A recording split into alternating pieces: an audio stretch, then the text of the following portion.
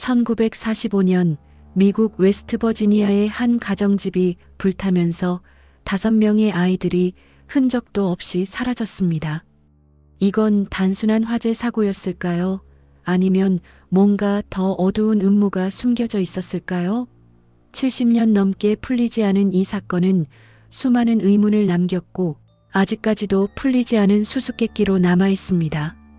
1945년 12월 24일 크리스마스 이브, 웨스트버지니아주 페이에빌에 살던 소더 가족은 평화로운 밤을 보내고 있었습니다.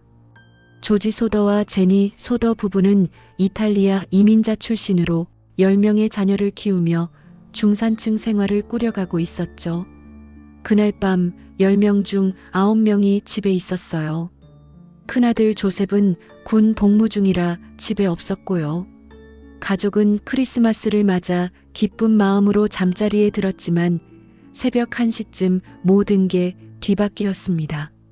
제니가 먼저 연기 냄새에 잠에서 깼습니다.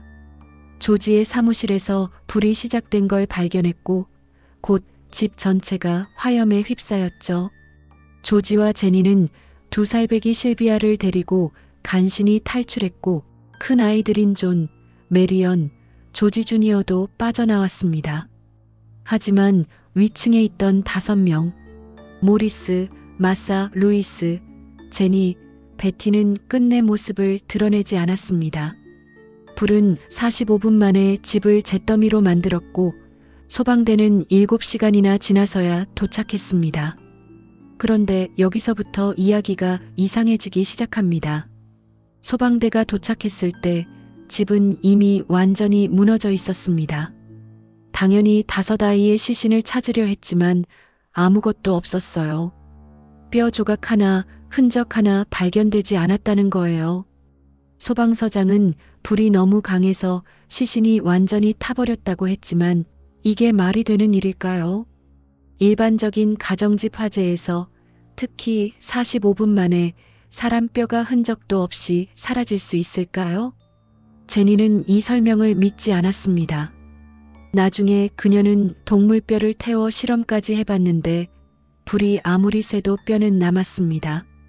심지어 9.11 테러처럼 강한 화재에서도 유골이 남았는데 소더 집에서는 왜 아무것도 안 나왔을까요? 게다가 이상한 점은 더 있었습니다. 불이 나기 전 전화선이 끊겨 있었고 집 밖에 늘 있던 사다리가 사라진 겁니다. 조지가 아이들을 구하려고 트럭을 움직이려 했는데 전날 잘 되던 트럭이 갑자기 시동이 안 걸렸죠. 이게 우연일까요? 사실 화재 전 몇 달 동안 소더 가족 주변에서 이상한 일들이 있었습니다. 조지는 이탈리아 출신으로 무솔리니와 파시즘을 강하게 비판하던 사람이었죠.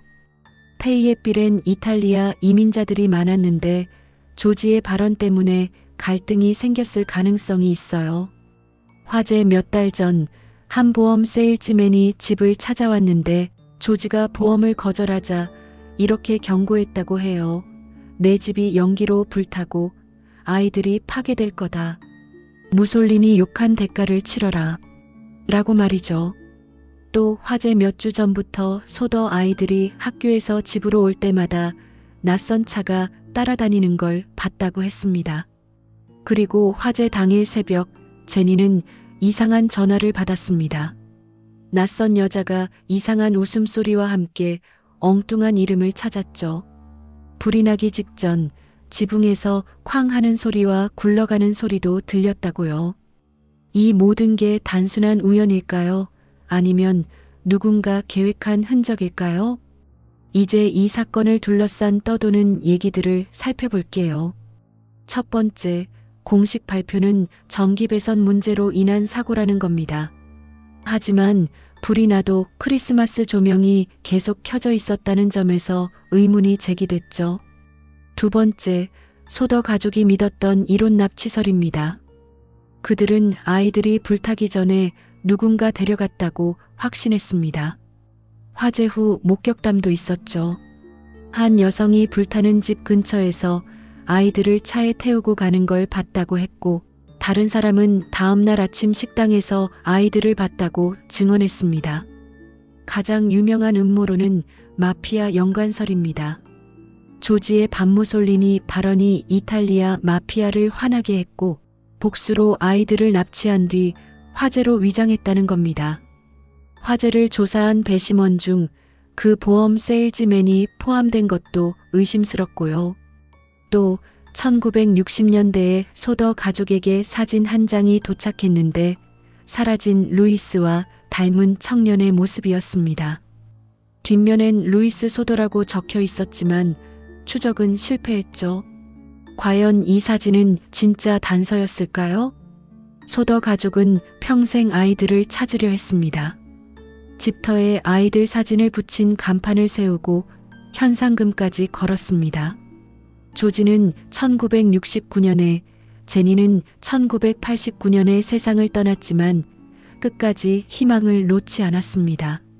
마지막 생존자 실비아는 2021년까지 이 이야기를 알렸고요. 이 사건은 여전히 미스터리로 남아 있습니다. 아이들은 정말 불에 타 죽었을까요? 아니면 어딘가에서 새로운 삶을 살았을까요? 누가 왜 이런 일을 벌였을까요? 이야기는 여전히 미스터리로 남아 있습니다.